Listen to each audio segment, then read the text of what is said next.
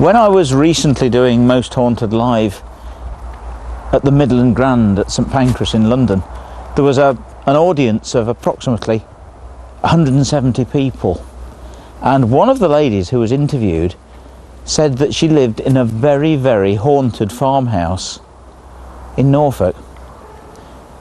Afterwards I was chatting to her, she gave me her card, and I said to her, in the very near future we'll be doing a video on Haunted Norfolk, can we come? And she said, oh yes, please do. That's where I am today. Her business card, it actually said Mad Maxie. Her name's Judy, so I think we better go inside and just see how many ghosts she's really got.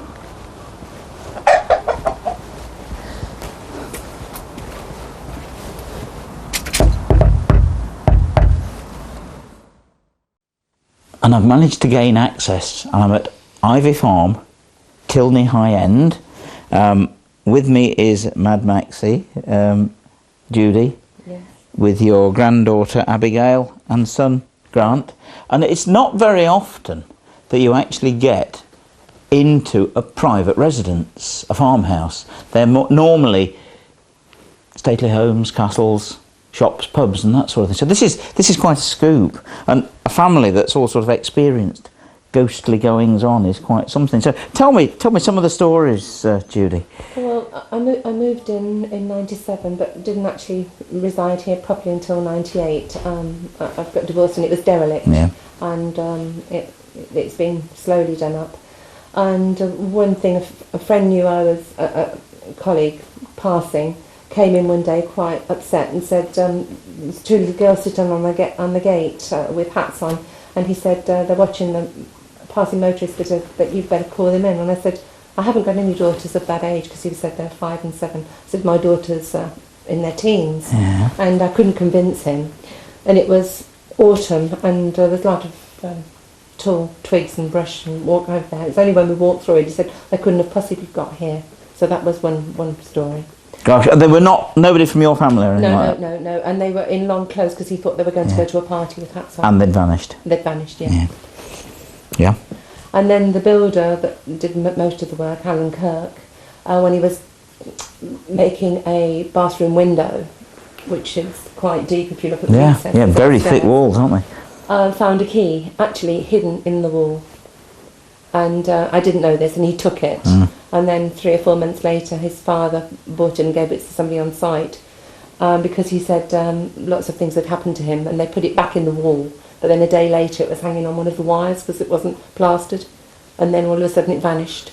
But nobody knows. And you don't know where it is? No. There's no cellars here? No, and it was buried in the wall again, I'm told. I didn't see it happen, but there's no hole. They actually put it back because of the things that had happened to them when they'd got it? Yes. Yeah. Right. And then there's the butcher that saw a lady in red. This is about 15 or 20 years ago. I've still got to research that one. Yeah. And then Abigail, when she was 8, came here, and the builder, I owed him some money because he was going. It was his last day on the Friday, and I hadn't got enough money. So on the Saturday morning, he came. His son came in the house, and so did Abigail. They went off playing, and it's only in the evening that we're recapping. And Abigail's telling me the story. She said their little boy got locked in the bedroom on the top floor. I said, but he couldn't have got locked in the bedroom on the top floor, Abigail. There's no keys in the door.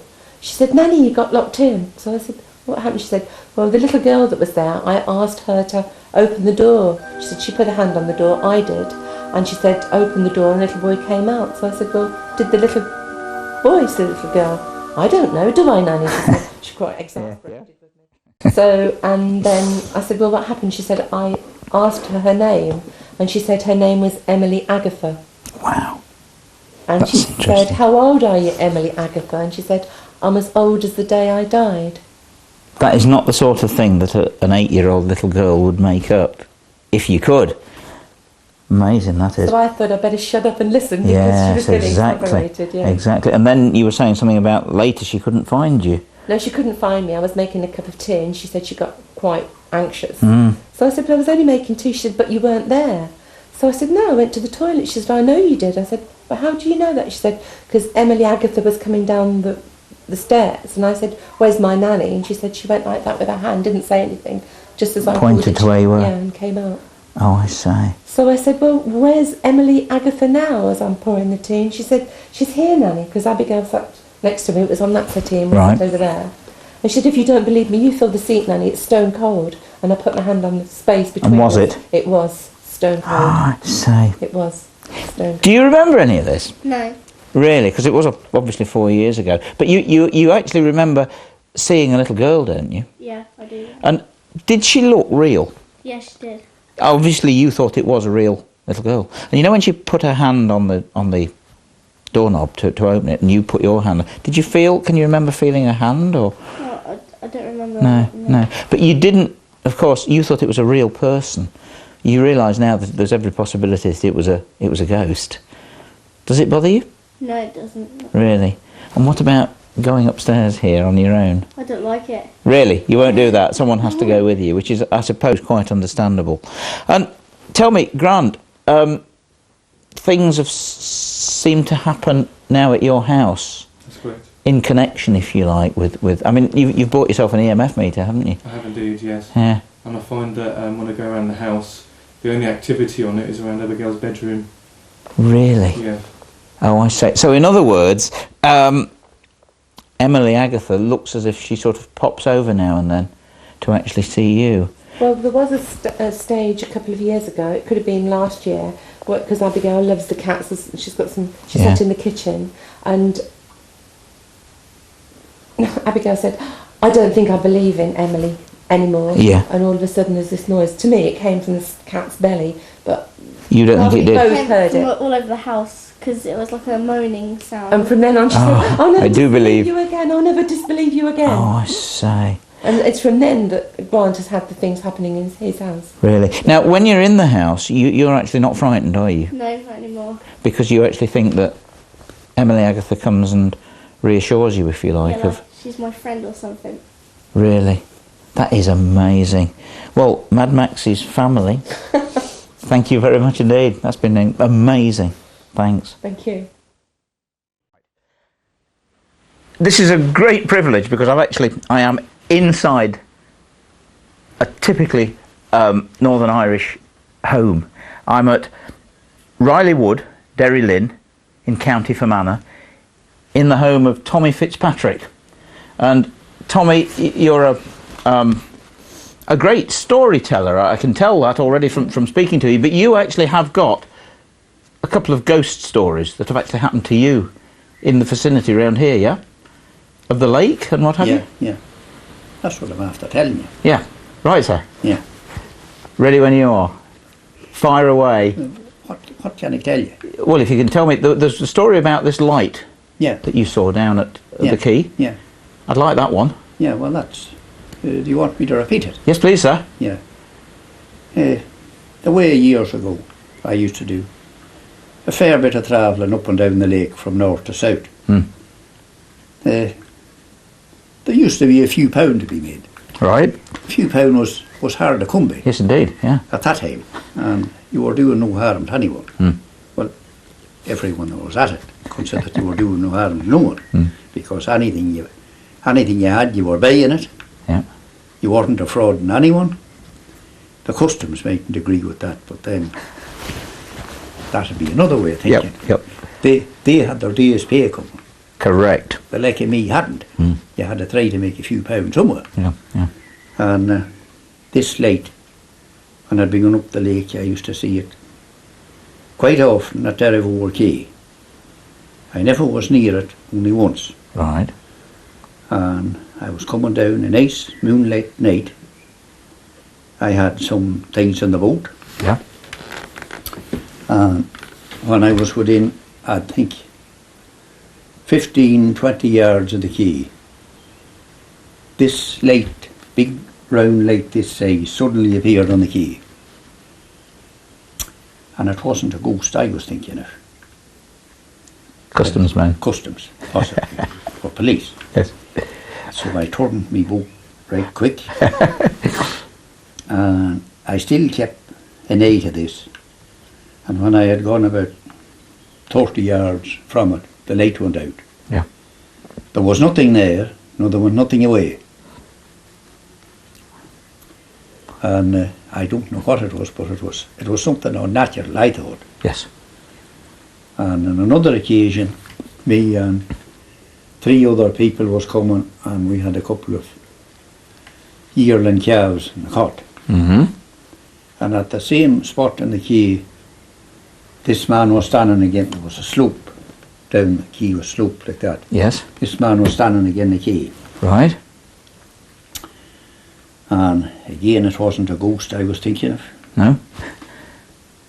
And we took out these animals out of the cot, walked them up past him. He didn't speak, nor he didn't move, nor no one spoke to him. Yeah. Right glad he didn't speak. And went down, and when we were up at the church, I said to the other 3, who, so-and-so, could that be, standing again the quay? Yeah. None of the other 3 had seen him. Only you? Yeah. I thought it peculiar. It may have been someone that was alive, it may have been a ghost, I don't know what it was, but I thought the queer thing about it that none of the other 3 seen him after walking past him. Yeah, yeah. Did he look real? Well, it wasn't, you know, it wasn't daylight. No, It was darkish. I couldn't see his face or his features. No. Just see him from the waist up.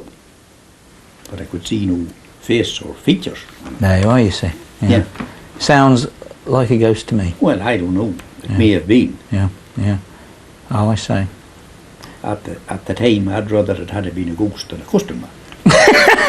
Absolutely. Tommy, I mean, I could stay here all day. I'd love to stay here all day. The problem is, with the video, of course, we only have about 58 minutes. Yeah.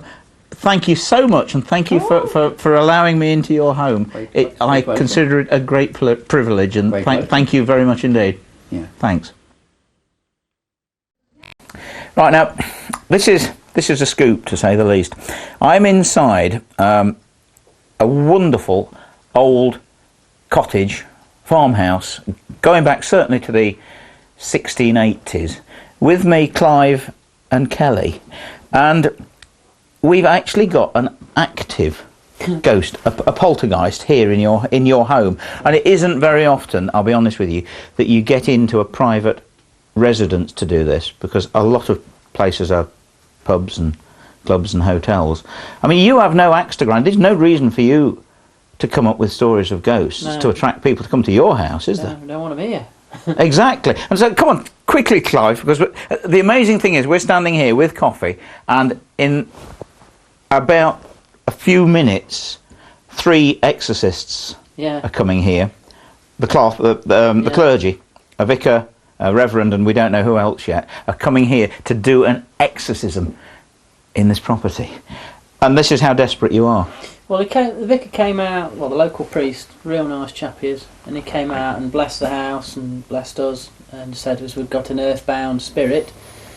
And he said a real nice prayer and offered it a way out and showed it the light to go. Yeah, as they do. As they do. But then when he'd finished that while drinking his coffee, they said this is going to do one of 2 things.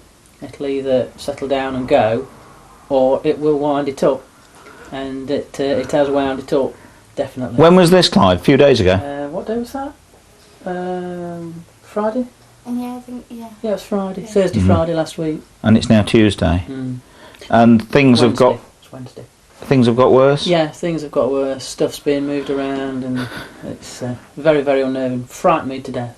Yeah, you have actually both moved out, of course, for a period of time. Yeah, can't hack it. The only time I feel really safe in the house is if I've got the dog with me, because I'm convinced, is it with the peace offering as it's gave to the dog with the fruit. Yeah. I do think as it's not frightened of the dog, it doesn't want to upset the dog. Yeah. So when the dog's with us, we don't That's get all the right. cold shudder and all the bits and bobs. Now the dog sleeps in the kitchen, and one night or one morning you came down, I believe, and found fruit. There's a bunch of 6 bananas. Yeah. And 5 oranges, which had been lifted out of the fruit bowl, carried off the table, across the kitchen, and put by the fruit bowl. Now you, dog bowl, sorry. Yeah, on the floor. On the floor. Now you could turn around and say, well, the dog had done it. Yeah, fine. It's a very little dog. We'll probably see her later. Yeah, terrier. The dog never gets on any furniture. Having said that, she got on the chair this morning. Yeah. But the table was full of keys, paper, pens, stuff. Nothing had been knocked on the floor. Now, a bunch of 6 bananas is quite heavy, and for a dog to lift it, There'd be teeth there'd marks. be teeth marks, slobber. It had moved 5 separate oranges and carried them all. So No way. it had done 6 journeys up on the table, no claw marks on the table, no nothing. And the lot was put there, the whole lot. The dog, of course, is frightened, is she dog's not, in the petrified. kitchen? Sometimes she'll go in, there's no problem at all, and normally we've traced it, sort of tracked it down. When anything's happened, the dog is petrified. Really? And normally moves Absolutely out of the room. petrified. Really? Where Yeah. She stand in corners looking at things, or She'll just bolt out of the room. Really? Yeah. Yeah. I mean, times when we felt the presence in the kitchen, the dog will just bolt out of the room. Right. And sometimes when she's in here, if the log burner's going, she'll get comfy in a basket. All of a sudden she'll come running in there and jump straight on your knee and just push herself back. You can sense fear off the dog, and the dog's looking in. Yeah, because they sense things that they see things that we don't. Yeah. They're more sensitive to these things than we I mean, are. the times I feel really bad. I feel really bad about the dog because over the last period of months, leaving her in there. the nights after nights where the dog's been scratching and trying to get out of the kitchen, and I've gone in and like, hey, what's the matter with you? Yeah. Shut up and sit down. Yeah. But she's trying to get away from Trying to whatever's get in away that out of kitchen. that kitchen. God, now, in here, of course, you used to have a very nice picture We did. up above the mantelpiece. Yeah, I mean that was that last week?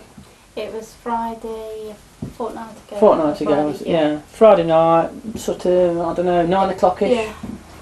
Kirsty was in bed, Kelly was upstairs, and I was standing at the kitchen table. The dog basket was somewhere here. This was moved over there. I think we'd swept up or whatever we'd done. And for what reason, I don't know, I heard something. And I looked over my shoulder, the dog had already gone. She'd gone in. She'd scarpered. Scop had gone. And the hairs are standing up now. This was doing this, best I can describe it. The picture? The picture was off that. It was there. And the next thing, it just slammed down. And the noise was just, it's like chucking a brick through a window, and glass shattered. The glass went in that room from here. Just shattered to pieces. So it was force that threw it up. But it's something lifted it off this very... I mean, this nail's still here. Yeah. It's, it's a strong nail. Because it had got a cheap, crappy metal frame on it. Yeah. But it was a nice picture. And somebody said the heat from that had warped the frame. But if you put your hand on the bulb, why can it not? It is hot. Well, but on the wall, it's not going to do that. Put your hand on the wall. Yeah, it's not going to do that. It's absolute cold. rubbish. Yeah. The string wasn't broken on the back of the picture?